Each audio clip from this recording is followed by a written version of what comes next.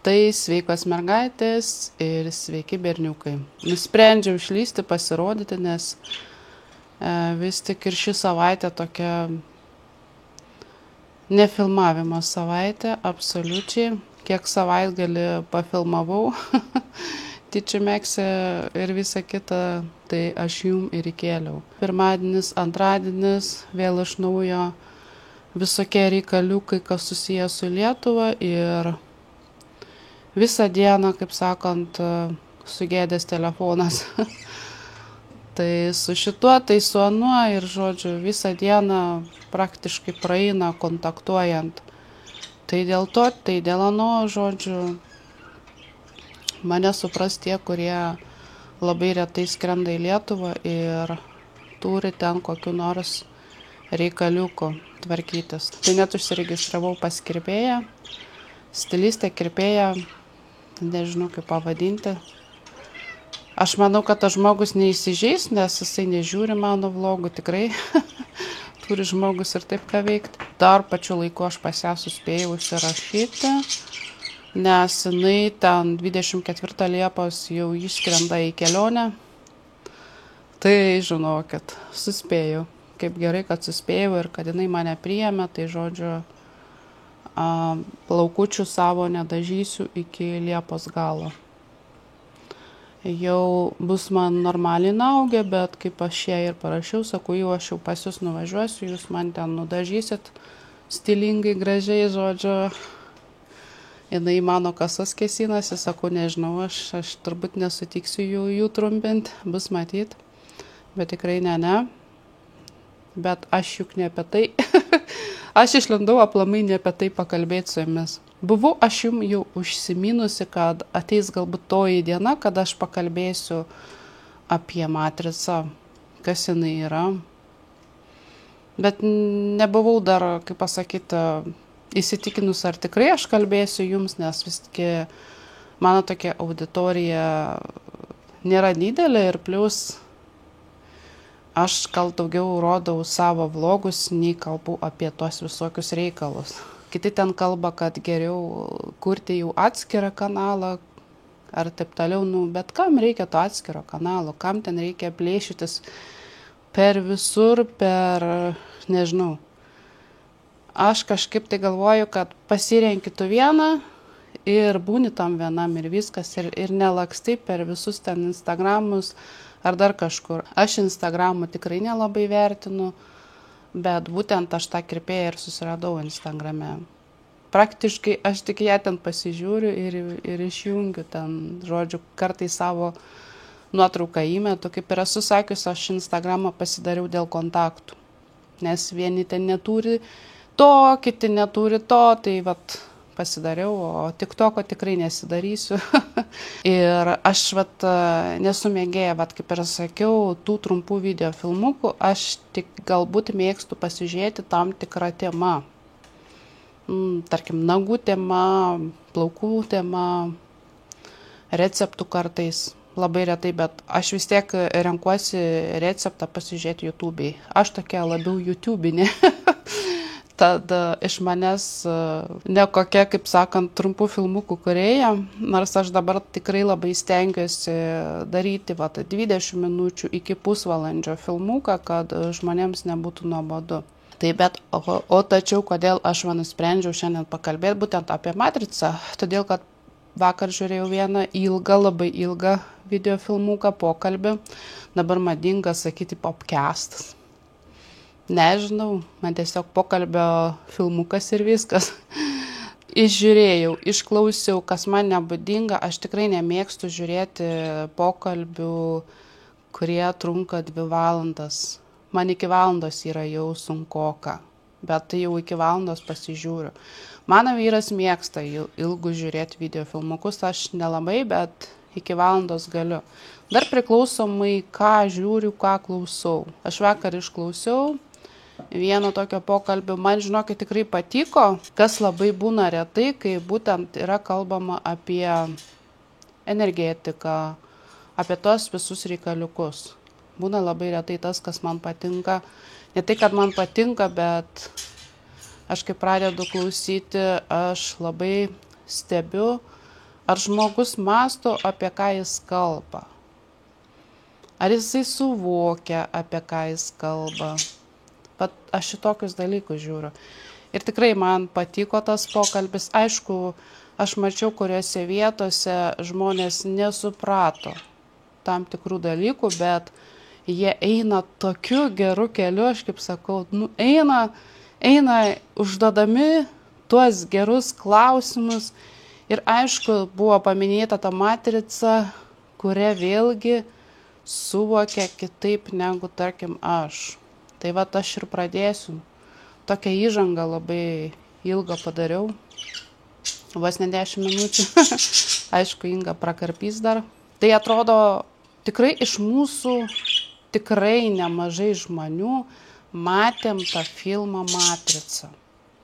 Yra ten kelios dalis, mes atsimenu prieš kokius 4 metus su vyru dar visas dalis peržiūrėjom ir matomai dar reikėtų peržiūrėti.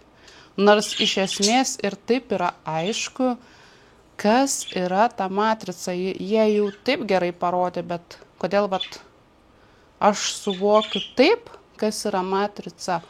O kiti žmonės, kurie yra irgi tokie, kaip pasakyti, ale prabudę, čia mes taip save vadinam, ne prabudusiais, atsimerkusiais, nežinau, kitaip mąstančiais, ne, gal taip geriau pasakyti.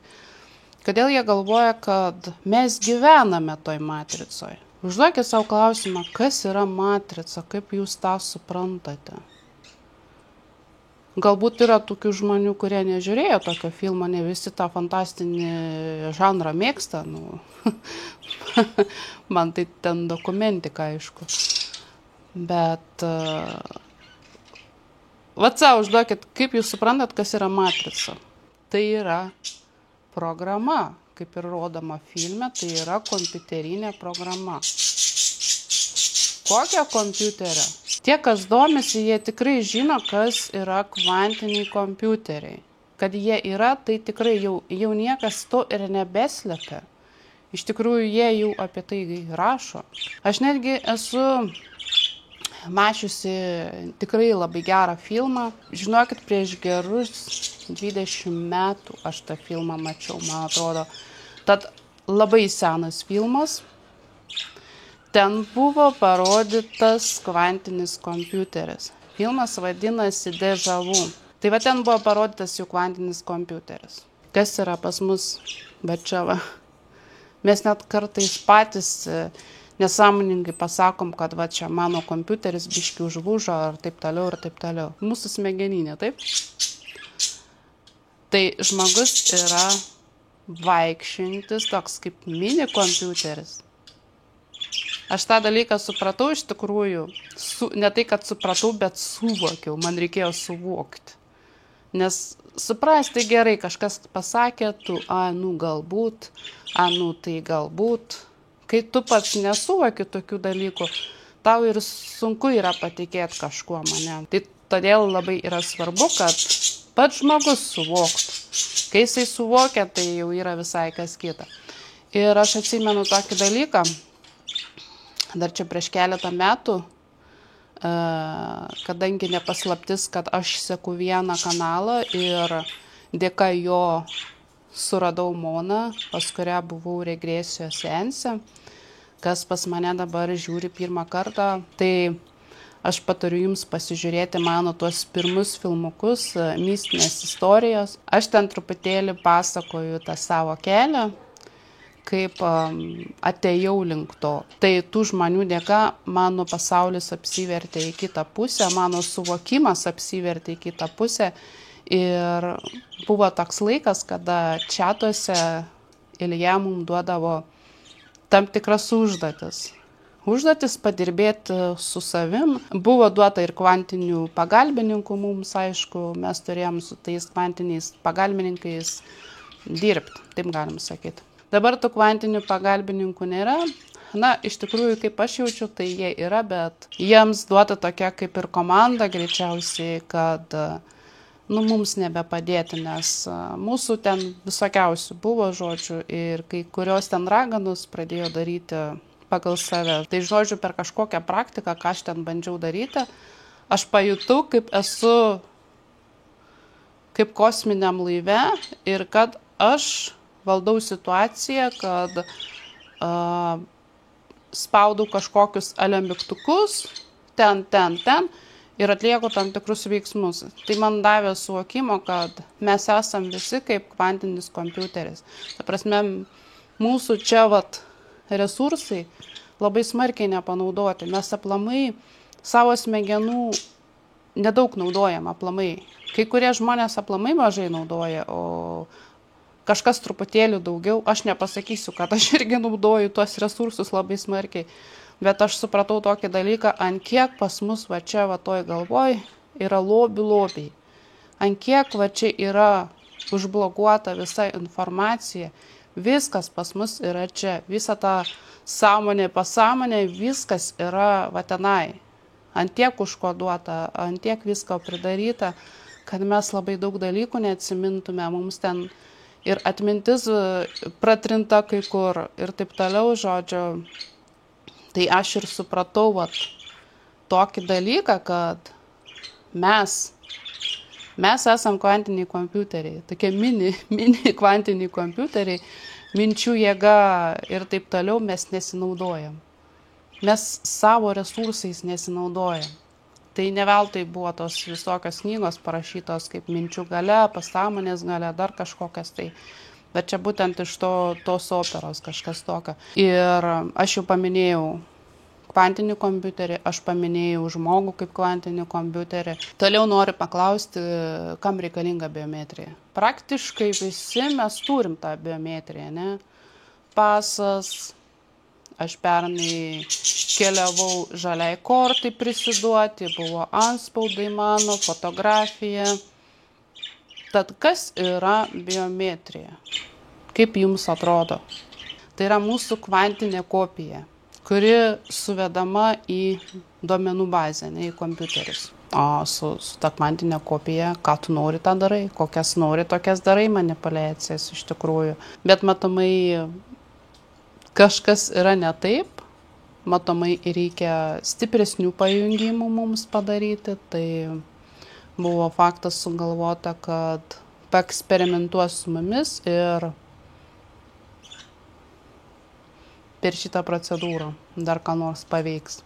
Na, aš apie tai nesiplėsiu, kas yra nanotechnologijos, kaip atrodo nanodalelės, kas tai yra.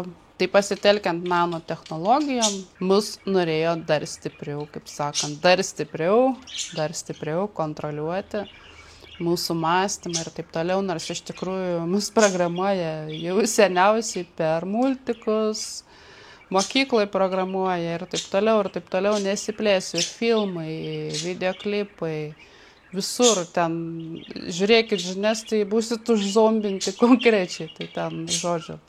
Kas yra programavimas, kas yra NLP, irgi aš manau, jūs visą tą kuo puikiausiai žinot.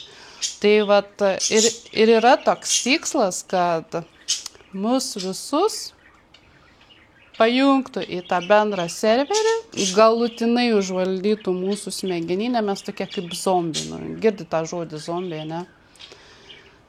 Pajungtų prie to bendro serverio, prie dirbtinio intelekto, tai čia ir yra matrica, tai yra sukurta tam tikra programa, į kurią visi mes prijungiami. Taip, tai filme būtent tai ir parodyta. Tik filme, aišku, parodyta, ką tu pasirinksi, ten žodžiu pati pradžia prasideda, ar raudona piliulė, ar ten mėlyna piliulė. Ten simbolizmo labai daug, ten labai daug iš tikrųjų parodyta, ne tik tais, kad kaip tą pačią programą, kaip vyksta klonavimai ir taip toliau. Ten tame filme labai daug iš tikrųjų kas parodyta. Bet esmė yra ta, aš būtent taip ir suprantu tą matricą. Mes dar džiaugiamės, kad mes matricoje negyvenam. Tikrai čia yra realus pasaulis, taip. Mes esam praktiškai kaip po kupolu, mes esam kaip gaudyklėje. Esu jau minėjusi, kad mes visi pasiaukojom, kad sugauti tą parazitą Ir ne tai, kad mes iš čia neišlendam, mes negalim reinkarnuotis kitur, mes tik čia kol kas, bet ir parazitas negali išlysti iš čia. Bet faktas, parazitas yra jau nukenksmintas, energetiniam lygmenį labai daug darbų atliktų, kvantiniai kompiuteriai pagadinti. Reikia tam džiaugtis, kad labai daug dalykų nebėra ir tik te reikia mūsų kantrybės. Mes fiziniam plane dar neperėjom šito karo. Mes dar neperėjom. Tai aš nežinau, ar mes jau mano metų žmonės pamatys kažkokius tai labai didelius pokyčius, ar pamatys tik jaunesni žmogeliukai, kurie išliks. Bus įdomu. Mes aplamai gyvenam kaip ir fainiam laikė, bet iš kitos pusės tai, nežinau, tas fainumas kame, kad tu gali pamatyti tą perversmą ir kad tu tikėsi, kad tas pasaulis nugalės tą blogį ir jis atsistatys ir bus taip, kaip buvo prieš invaziją. Kažkas tokio. Bet tos technologijos praeities yra jau nuplaukusios, niekas jų neatsimena, kaip kas ten buvo, viskas buvo, kaip sakant, ištrinta, išbraukta ir kas belieka tik žmonijai iš naujo kurti savo pasaulį be parazito. Tai va taip va, pakalbėjau. Tai kaip ir sakau, kai žmogus jau jaučia, jisai supranta, koks yra šio pasaulio paveikslas, jam nekyla jokių abejonių. Aplamai nekyla abejonių. Ar taip, ar anaip. 100 tiesų, man žinokit, negalioja. Tas 100 tiesų esu jų ne kartą sakius. Čia yra tik suklaidinimai. Jūsų mąstymo suklaidinimai. Man patinka žmonės, kurie mąsto, kurie galvoja. Ir kiekvieną kartą, kai mes galvojam, mąstom, pas mus įsijungia tas procesorius, pabiškis įsijungia. Kol jums atrodo, kad jūs galvojat, bet jūs tik gaudat iš kitų žmonių kažkokias tai pasakytas mintis, mandrų žodžiai kažkokie, dar kas nors. Taip mūsų kalba išsigimsta. Metų metais ta kalba išsigimsta. Mes ten anglizmą visur prikišam, dar kažko prikišam. Taip, čia taip yra. Bet iš tikrųjų šiame pasaulyje kalbėjo žmonės šiaip lotynų kalba. Visi, absoliučiai visi. Nebuvo jokių ten kalbų. Kalbas labai labai greit sukūrė. Tai įsivaizduoju, kad atkeliauja į šį pasaulį dirbtinis intelektas. Tai jį dabar tik mums parodė po 200 metų, ne, kad jis toks kaip yra. O kiek laiko mes apie jį nežinojom, kiek laiko mes nežinojom apie kvantinį kompiuterį. Dabar tik po truputį kalba apie tą kvantinį kompiuterį, dabar tik tais. Tai kaip ir sakau, labai geras filmas, kuris parodė, kaip atrodo tas kvantinis kompiuteris. Galbūt esu mačius ir kitų filmų, kuris tai truputėlį yra parodytas, kaip jisai atrodo. Bet va šitam filme Deja Vu tai konkrečiai parodytas, kaip vyksta darbai su kvantiniu kompiuteriu. Kokios ten vyksta machinacijos, kaip gali atsukti laiką, gali kažką pakeisti ir taip toliau ir taip toliau. Kažkas tokio, ne? Skamba kaip iš fantastikos skyreliaus.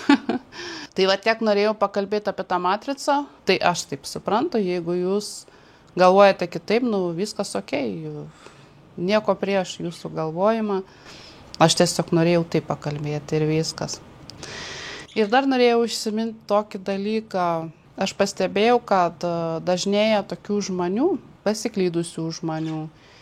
Kiti pasakytų pasiklydusių avelių. Aš to žodžio avis, avelis labai privengiu, nes taip gaunasi, kad ir aš skirstau žmonės. Nors aš labai nemėgstu skirstyti žmonių, man čia iš vis kažkokia nesąmonė iš tikrųjų. Aš galiu tik pasakyti taip, kad yra žmogus ir yra padaras ir viskas. Padaras nejaučia nieko. Jisai kaip šaltakraujis gyvūnas, kaip reptilija, vat. Jisai nejaučia nieko. Tai tikrai yra tokių žmonių, kaip žmonių. Pas juos išvaizda kaip mūsų, kaip žmonių, o iš tikrųjų ten yra kas kita. Bet ką norėjau pasakyti, kad daugėja tokių žmonių, kurie paragavę įvairiausių praktikų, įvairiausių. Dažniausiai tie žmonės braido per įvairiausias praktikas. Įvairiausias, jau kokias tik randa, ten ir varo. Ir ne po 1 metus, ir taip toliau, ir taip toliau. Ir kai jau tie žmonės turi begalį prisijungimų, jam prasideda, kaip sakant, linksmoji dalis. Pradeda vaidentis ir taip toliau, ir taip toliau, ir taip toliau. Aš apie save esu pasakojusi, tai aš, galim sakyti, labai trumpai visus tuos reikalus jutau. Ir labai džiaugiuosi, kad išsivadavau iš to. Taip, tai čia mano pamoka, iš tikrųjų, mano patirtis. Jei kas nors sekate mane visai neseniai, aš patariu pasižiūrėti mano tuos senus filmukus, mistinės istorijos. Aš po truputį ten pasakoju tą savo visą etapą, nuo ko tai prasidėjo. Galbūt ateis laikas, kada aš perpasakosiu tą visą reikalą, nes visgi, kai pradėjau aš apie tai kalbėti, buvo mano pačios filmukų kūrimas, vos ne pati pradžia ir aš galbūt netaip dėsčiau mintis, vis tiek mes kažkiek progresuojam su metais, jeigu mes pradedam kalbėti į viešumą ir taip toliau. Baberytė pas mane atėjo ir žiūri mane. Na. Ką brangioji pasakysi, irgi nori pakalbėti, ne? Čia plamai, vat, antis ten 3 ar 2, kiek? 3, man atrodo, 2 vyriški, 1 moteriškė. Na, gyvūnijos pasaulis. Žiūri į mane, nori riešutukų, taip. Nu, to aš pakalbėsiu ir atnešiu tau riešutukų. Jau nori riešutukų, taip. Kaip man patinka gamta, kaip man patinka gyvūnijos pasaulis, jūs net neįsivaizduojat. Ir kai vat ateina, prašasi prie pat, vos ne duris barbena, na, čia yra smagu iš tikrųjų. Tik ties kom aš čia baigiau, ne? Ir po to, kai prasideda tokie reikalai, kaip vaidenasi, pradeda labai stipriai jausti energijas, žodžiu, įsijungia baimės mechanizmas. Na, kai įsijungia baimės mechanizmas, tai aplamai dar paaštrėja visi šitie reikalai. Na ir žmogus tada randa tokį kaip išsigelbėjimą religiją. Neresta čia galvo į kitą pusę, kaip sakant. Bet kur yra problema? Problema yra ta, kad religija neišsprendžia tų visų reikalų žmogui. Tie pajungimai lieka. Pa žmogų. Lieka visi pajungimai. Galbūt simptomai sustiprėja, nes visgi veikia mūsų, kaip sakant, smegeninė, taip kad mes atradom prieklupstį ir viskas mums gerai. Bet tos energijos jos nedingo, pajungimai tie nedingo. Galbūt atslūgo šiek tiek. Bet visų pirma, dar kokie 2-3 metai jau, kaip ir esu sakius ne kartą, raguotų nebėra. Raguotų nebėra, demonų nebėra, būkit ramus, interferentų nebėra. Tai kas ten liko, tiek prisijungimai ir tos dar veikiančios šiek tiek programos. Ir kol tas žmogus tų programų nesusitvarkys, jis kituose žmonėse matys kažkokius tai demonus, dar kažko ir taip toliau. Ir gali pasidaryti taip, kad jisai matys visur priešus. Jam vaidensis įvairūs dalykai, kad tas priešas, anas priešas, vat kaimynas netai pasižiūrėjo, dar kas nors netai pasižiūrėjo, jis visur matys priešus, suprantat. Tai čia yra blogas dalykas, todėl, tebūnie ten, tarkim, moteris pasinėrė į tą religiją, viskas okei, jo šia pasirinkimas, aišku, gauna naują pajungimą, Bet kol nesusitvarko tuos kitus pajungimus, nu, tai čia, kaip čia pasakius. Nieko gero iš tikrųjų. Aš nenoriu minėti, apie ką aš čia kalbu, nes aš neseniai vėl pamačiau video filmuką, labai gerai prasuktą. Aš atsimenu prieš gerą pusmetį, gal praeitą pavasarį, o gal jau čia prieš metus laiko. Sunku dabar pasakyti, ar vasaros metu buvo toks filmukas. Mane stebino tai, kad labai buvo daug peržiūrų, labai daug kas keisto. Galvoju, gal žmonės labai domisi tuo, maža ką, kas čia keisto, ne? Bet kai dabar vėl pamačiau tą patį, jinai eina visiems ir pasakoja, kaip yra blogai jogos pratimus daryti, kaip blogai yra meditacijos pratimus daryti, bet klausimas, kodėl yra blogai. Kad kažkokios tai dvasios prisijungia, kad kiekvienas pratimas turi dvasią. Žinot, čia jau tikrai nebejokinga, kaip man iš pašalies žiūrint. Ir aš galėčiau apie tai pakalbėti labai plačiai, galbūt kada, jeigu bus pageidavimo. Bet aš suprantu tokį dalyką, kad kalba žmogus tas, kuris aplamai nieko nesupranta. Nesuvokia, kokios ten energijos, kokių jinai pajungimų turėjo, kada jinai turėjo tos pajungimus. Jinai viską į bendrą katilą sumetė, sumaišė ir dabar eina žmonėm pasakoja, kaip yra blogai. Jogos pratimai nėra blogai, patikėkit, tai yra tempimo pratimai. Nėra blogai. Bet jeigu tu žmogus turi dar kitų praktikų, be jogos, reikia dar kažko, tu automatiškai, tų pajungimų turėsi, automatiškai per tave jungsis visos kitos energijos per apatinę čakrą. Jūs pasižiūrėkit, kokie dabar madoj pratimukai, tam tikri judesiukai moterų. Aš dabar nepasakysiu, kaip ten vadinasi tie pratimai, kur moteris tiesiog banguoja visokiom ten pozom, toks jausmas, kaip jinai atlieka tam tikrą aktą, kaip čia galim pasakyti, ne? Toks susidaro įspūdis, kaip jinai ten banguoja ir taip toliau, ten atsit išjudina ten savo tą kundalinį ar dar kažką, žodžiu. Tai kaip manot, prie jų nėra pajungta tam tikrų energijų? Per apatinės čakras labai patogu prisijungti tam tikrom energijom ir kontroliuoti jūs. Ten iki tokio gylio gali į jūs prilysti tam tikrų energijų, kad paskui jūs nesuprasit, kodėl jūsų pasaulis griūna. Darykit pratimus savarankiškai. Ar tie žalingi pratimai, kuriuos, tarkim, rengia kas nors iš savų, pavyzdžiui, Lietuvoje kas nors rengia jogos pratimus. Tempimo jogos pratimai. Aš apie tą visą sektą nekalbu, kur ten jie pagal tam tikrą ritmą dainuoja kažkokias daineles, ten visa tokia kaip ir bendruomenė yra susidarius, aš ten vadinu sektom, ten jau sektos yra, suprantat. Bet kai jūs einat kažkur ten atlikti pilatės pratimai, jogos pratimai, faktas dar būtų gerai pasidomėti, kas atlieka tos pratimus. Ar tas žmogus nelinkęs į kitas praktikas, ar jis nepraktikuoja kokio reikia, ar jis nepraktikuoja ten dar kažko. Faktas reikėtų pasidomėti, ar jis tik užsiėmęs tais pratimais dėl išvaizdos, kūno išvaizdos. Nes, reikia domėtis iš tikrųjų, giliau pasidomėti. Tai vat. Ir meditacija, taip, kai žmogus medituoja individualiai, kaip prie jo gali prisijungti tos energijos. Jeigu jisai medituoja su savo mintim, labai gera meditacija, tarp kitko nebloga.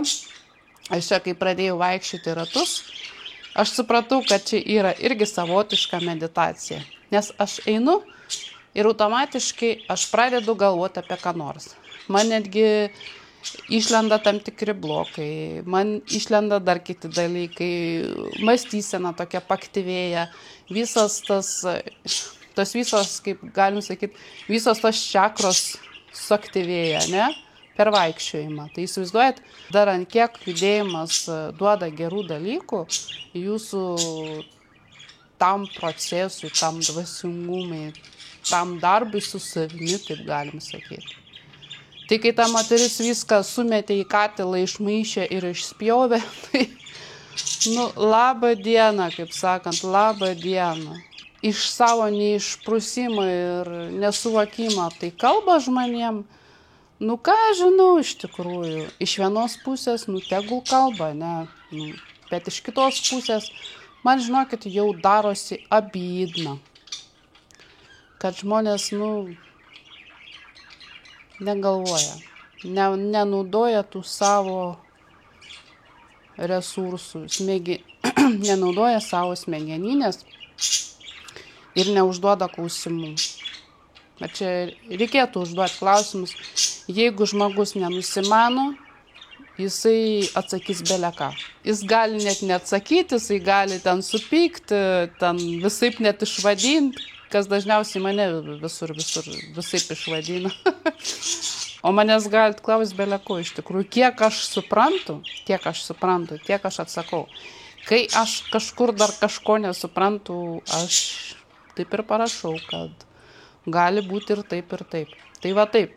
Tai labai daug prikarksėjau, bet žinokit, kaip faina sėdžiu, žiūriu į voverytės, į antytės, į paukštukus ir jum kalbu. Sorry, kad jūs matot mane taip. Gal bus pageidavimų kada nors, mano girdėt balsą, bet gal jūs norėsit matyti, kas vyksta mano kieme, ta prasme. Aš ten kamerą į tuos visus žvėrelius nustatyčiau, nes realiai tai praktiškai jums ten žiūrėti mane, tai ką žinau, nors iš tikrųjų, kai yra pokalbio temos, kaip ir aš darau, aš nežiūriu, aš klausausi, aš galiu kažką veikti ir klausytis. Man nereikia žiūrėti žmogų, žinot, taip yra. Tai va tiek norėjau su jumis pakalbėti. Nes nieko neprifilmavau, sorry, kaip sakant. Ir viskas. Jei kyla klausimų, klauskite. Atsakysiu, kiek sugebėsiu, kiek mano šitas kompiuteris sugebės atsakyti, ras atsakymų, kaip sakant. Kiek šitoj talpyklai bus tų atsakymų, ne? Tai gera jums artėjančią savaitgalę. Geros nuotaikos, gražaus oro, jau gegužės, kaip sakant, pradžia, paskutinis pavasario mėnuo, gal pagaliau sulauksim vasaros, nes dabar pas mus orai atvėso. 2 dienas buvo labai karšta, jau čia myrėm praktiškai. Langus visur atsidarė, buvo jau 30 kažkur ir viskas. Ir dabar vėl vėsu, lietus lyja, bet kaip žaliuoja viskas, kaip gražu. Oi. Tai vat, ačiū už dėmesį. Susitiksime mes greitai, man atrodo.